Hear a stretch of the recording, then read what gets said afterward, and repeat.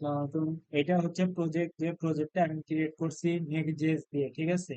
নেক্সট.জেএস দিয়ে এখানে data dot type script নেক্সট.জেএস এর সাথে হচ্ছে ডাটাবেস পোস্টগ্রেসকিউএল ডাটাবেস কানেক্ট করা হচ্ছে এটাই, ঠিক আছে। ডাটাবেস হিসেবে পোস্টগ্রেসকিউএল বেস রান করা হচ্ছে এখানে, ঠিক আছে। তারপর হচ্ছে এখানে ডেফিনেশন যেটা আছে, এখানে ইমেল আছে, পাসওয়ার্ড আছে, স্ট্রিং আছে। এইখানে আছে হচ্ছে এই যে আইডি আছে, নেম আছে, ইমেল আছে, পাসওয়ার্ড আছে, ঠিক আছে। তারপরে যে কারেন্সি, এটা হচ্ছে যে নির্দেশের যে কোডগুলো আছে এই কোডগুলো এখানে আছে।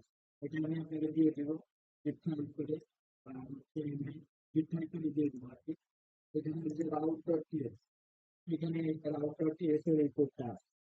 সিড সিড হলো এই যে রাউট ডট টিএস ইউআই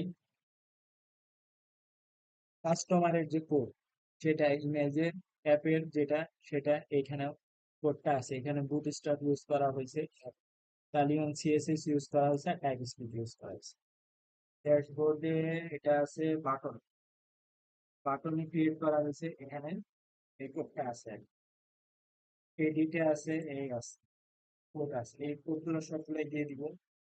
আর হচ্ছে নোট মডিউল, নোট মডিউলস এখানে কোড আছে। এই যে ফুল কোড, এই যে এখানে দেখেন কতগুলো ফাইল, এখান থেকে শুরু হয়েছে অ্যাপে, এগুলো সব ফাইল।